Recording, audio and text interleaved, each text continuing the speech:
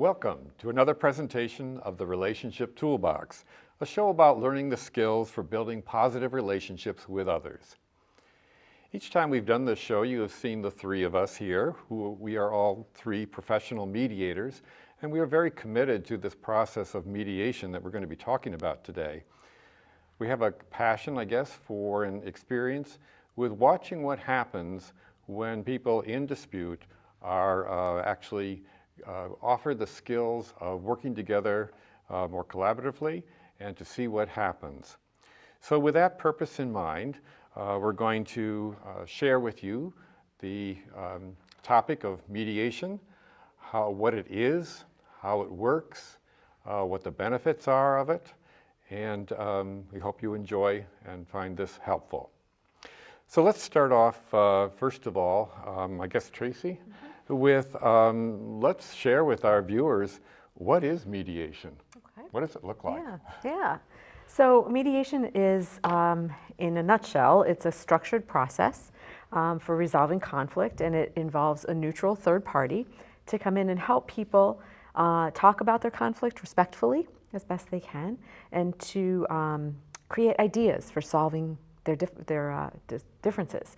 And mediators provide a safe, friendly environment for people to come and talk and for them to discuss their difficult issues that are tough for them to have that conversation on their own for whatever their reasons are, and hopefully create some agreements for change.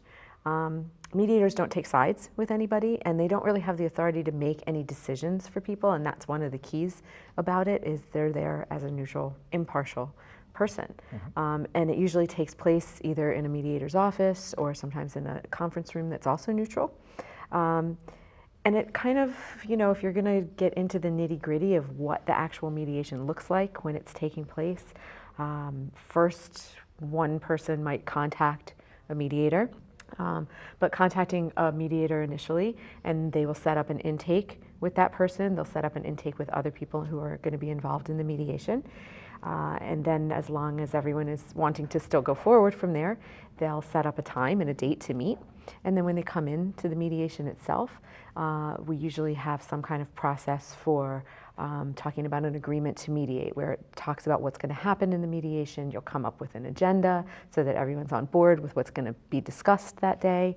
And then you kind of start talking about things in terms of communication, what you're having. You get into more specifics about what the difficult part is for you, and people kind of take turns in that portion. And they'll talk about what's difficult for them, and the mediator will guide that conversation so they can communicate well. And then you start to maybe brainstorm a little bit and come up with some solutions that might work moving forward. And then if people reach agreements, coming up with what that's going to look like. Where does that need to go? Does it need to be sent through the court? Is it not court affiliated in any way? What happens with those agreements, and are they just enforced among people, or do they need to be court enforceable, things like that? And all of those things get discussed so that when you leave the room, you have a nice, clear, clean picture of what's going to happen next and what next steps are. Either leaving with an agreement that day or with an assignment or reflections for the next session. Yeah. And I think we find that it's kind of a mixture of content, like what is the problem that people think they've identified, and the process of how to interact with each other. And we have to deal with a little bit of both and guide the difficult conversation and get to the meat of the issue, but in a way that is productive and maybe not the way they've been talking with each other before. I think that's a key point, that many people may come in thinking, oh, this is useless. I know what's going to happen. We've been talking about this and never gotten anywhere with it. And that's sad, because when we look at situations, as you say, when we've actually worked with them, we can find different ways of approaching it and help people actually with their style of negotiating with each other, so that it is more productive and that it doesn't hit continually those emotional buttons that send people into that conflict cycle that we've talked about in other shows. And it's protected, and there's as much listening. I think sometimes what is lacking outside of the office when people are in conflict is the receptive part, the listening part, which we also protect as much as the communication part. So a mediator is actually doing a lot of listening and modeling that for the other people to see, and to assist each party to listen to the other. with it. So that's a key factor in mediation. And we ask a lot of questions, so we prompt that discussion, and we encourage that listening by asking questions of people also. So, yeah. Right. So let's talk a little bit about what type of situations might be used in mediation. So if our viewers are out there thinking, well, that's interesting, but how does it apply to me? Let's take a look at some of these. Well, they're pretty broad, actually. And in your intake, your mediator or mediators will tell you if it's suitable for mediation or not. But partners, husband and wife, could be having chronic problems. They're not at the point where they want to separate and they're throwing the relationship up, but they just have hurdles. And they might need to come to a mediator. Might be about how to spend money, or how to discipline the kids, or where to take a vacation, or there are things that are in a marriage or in a partnership that might need surfacing. Maybe family visiting or things like that, how they're going to handle people coming and going. Even clarification in the relationship. Do they want to stay in the marriage? Yeah, sometimes they don't know. Right. A mediator can be helpful with that, sometimes in conjunction with a therapist working on those issues. It could be about the roles that they play as well. If somebody's not happy with the role that they're playing, they want to change or expand the role, that may need to be talked about. Or if they wanted to actually try out a separation, the mediator could be very effective in saying, okay, if you were to separate, what would be the conditions of your separation? How would you deal with the children? How long would you be separated? And what would tell you when you're ready to come back to the table, basically, and say, I've decided this based upon what I've been working on. Right. And you're looking for very tangible agreements usually. You're looking for tangible things that they can actually do. So it's not just the discussion about it, but you're coming up with actual things to do. Right. So a therapist might be working on almost individually with the client about growth and exploring where they are, whereas the mediator is going to be looking at what is the effect of this on this relationship with both people. And how do we reframe it from where you are? How do we define it? And how do we negotiate it? Are both of you wanting this type of a marriage or this type of a relationship? So you could also use it with teenagers and parents and children. Sure. Things like curfews, or maybe with choice of friends or school, just different things that come up in your typical teenage years.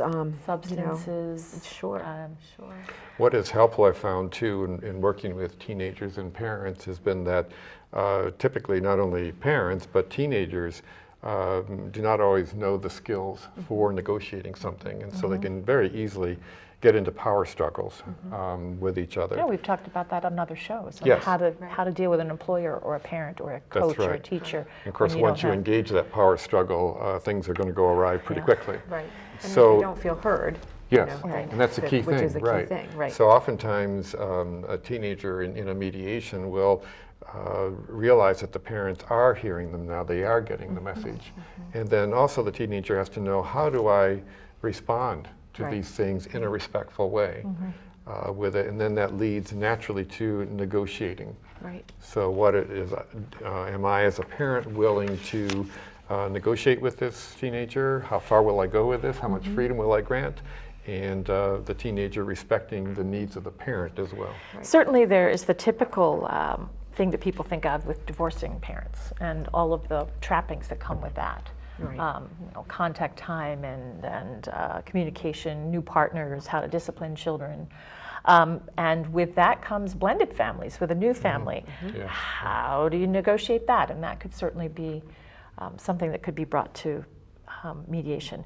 But we're seeing also things like with extended families and inheritance, and how to handle houses and property, and when one child doesn't want to share or lives away and doesn't want to use the house or the property, how are things divided up, and how to maintain a familial relationship when that kind of stress, on top of the grief of losing a parent, then you have all the stress of the property division, which is tricky. And maybe even prior to that, just the caring for the parents. How is that going to be handled? Who's making the decisions?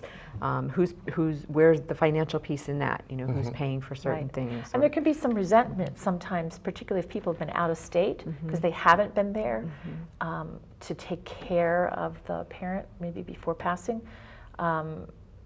And that can spill over sometimes into the inheritance.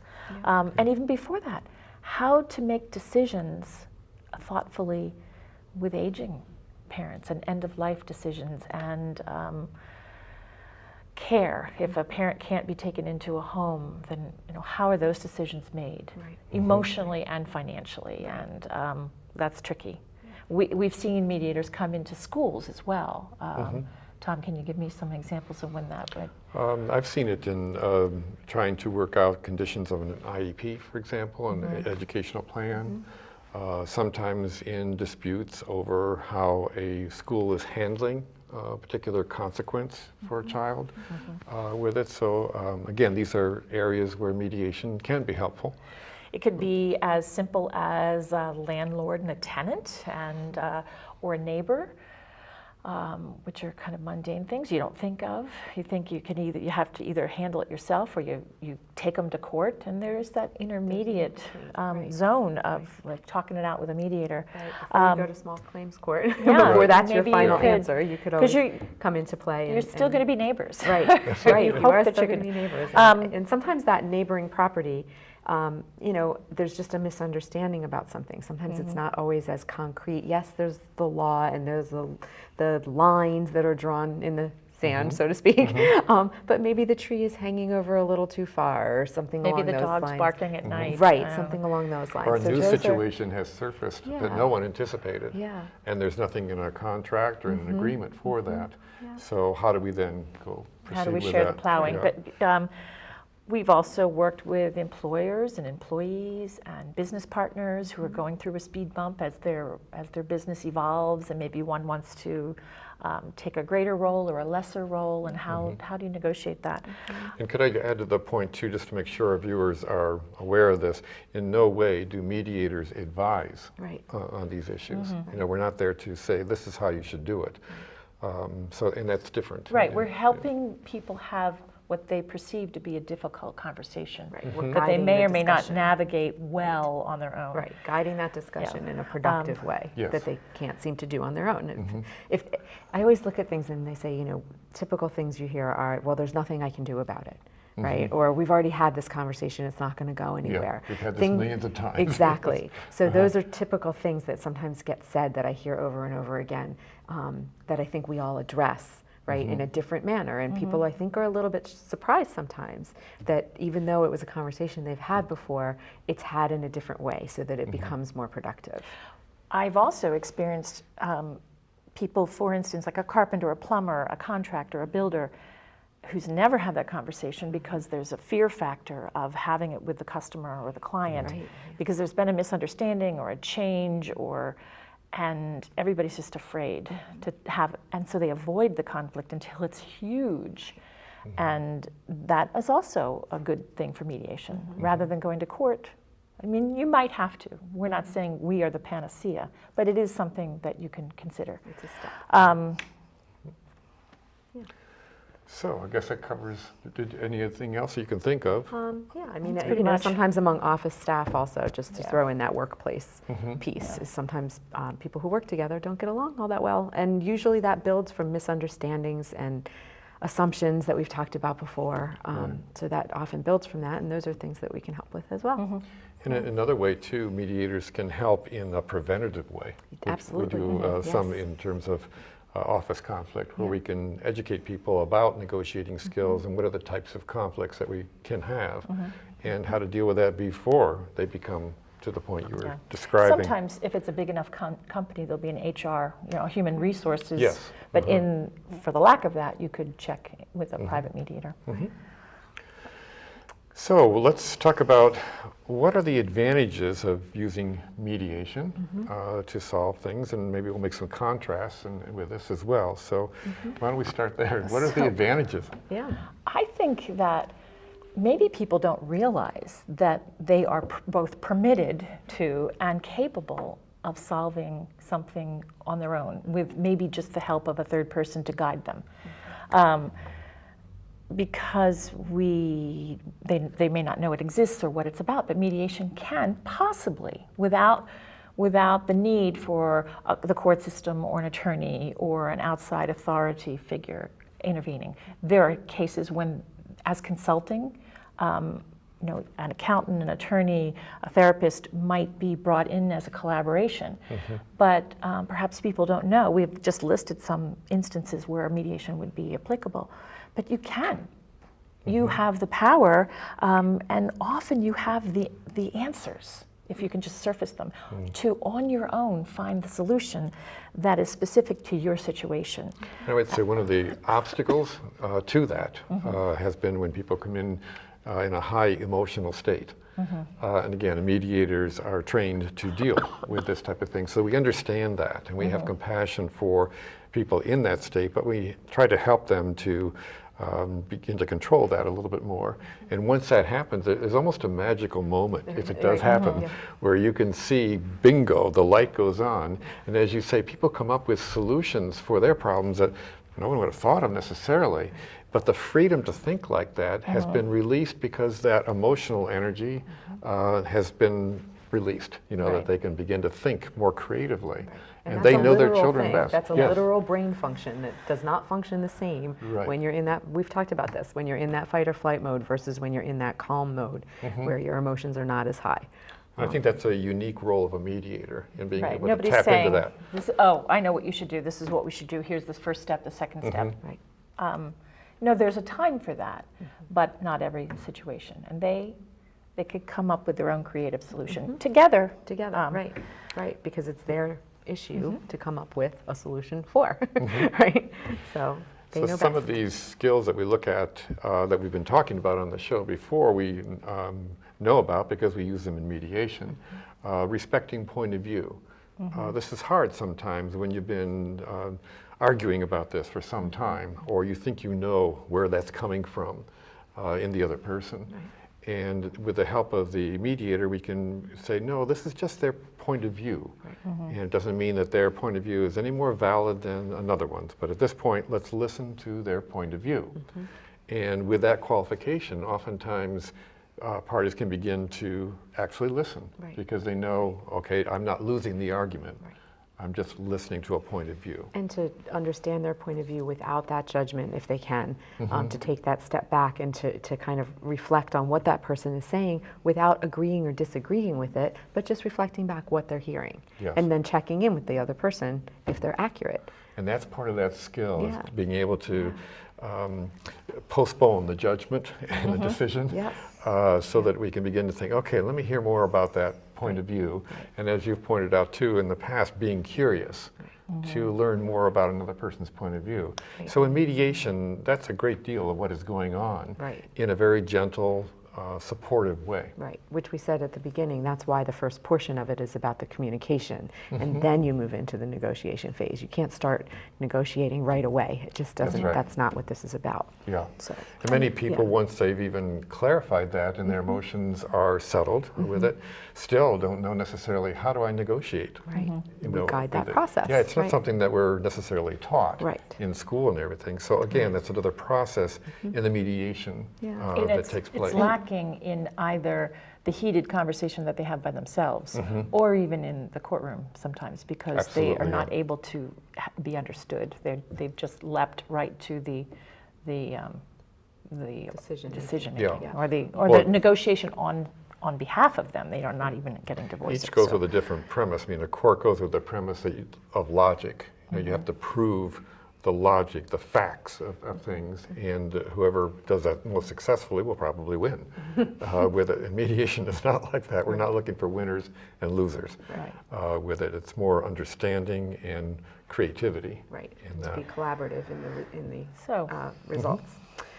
So in addition to that, the process of mediation is confidential, unless otherwise specified. But for the most part, it's confidential, so that we don't go into the courts, we don't speak to anybody about the process, and that's an important piece, because I think it's important for people to know that they can speak freely, and know they can say things that we're not going to take anywhere else. And be creative, and maybe try stuff on that they wouldn't later in a different situation. And then it's okay to say no. It's okay to say that and get that out there. And because it's confidential, you don't have to agree to it right away. You're just, like you said, trying it on for size, just to see how it feels. But should it not work, then they're not bound to that, because Right. it was just a trial. Exactly. And the confidentiality extends also to the intake interview, that when someone comes in individually and discusses things from his or her point of view, that's not shared with the other party. person, With it, you have to share what you want to share. Right. So you don't bring any of that to the other. We as mediators don't bring that to the other person involved or other people involved. Right. And also the mediators help the parties kind of express their point of view and share their feelings. And we do that. We're professionals that know how to ask questions and draw that out of people to some degree.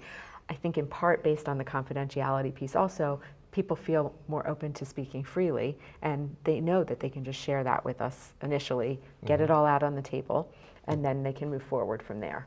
So that's just an important piece that we encourage them to share their perspective and their point of view. So, yeah. And then, So why don't we take a look at how mediation is different from other forms of conflict resolution. And we've mentioned in the court, of course, the court is designed to do something very different in that, and it is more adversarial, and you get representation basically to someone to represent you and put your point of view out there and try to win the case. Mediation is in contrast to that, of course.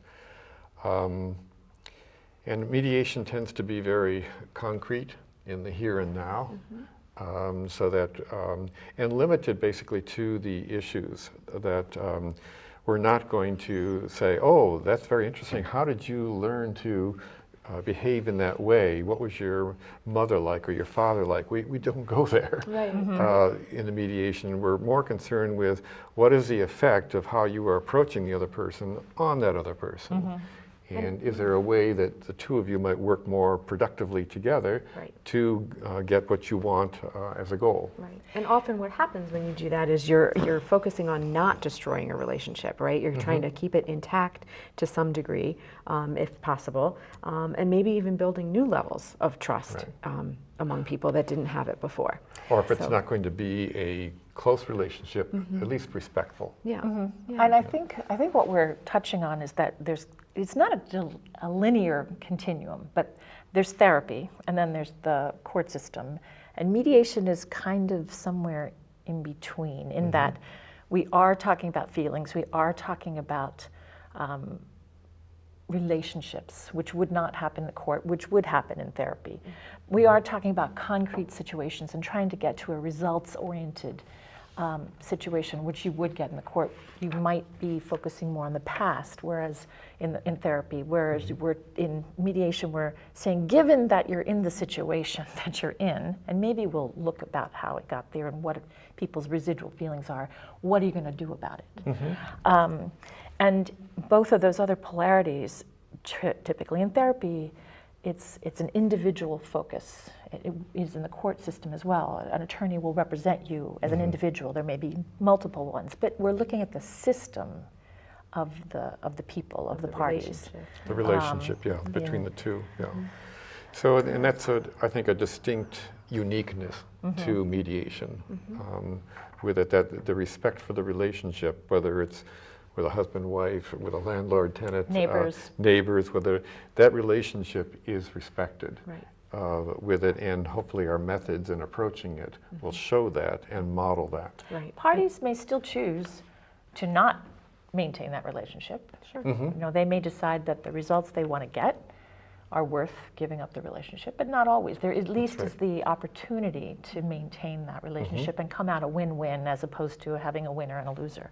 That's a good point too, that one of the uniqueness about mediation too is that if you decide in the process that this isn't what you wanted, this isn't working for you, you can end it.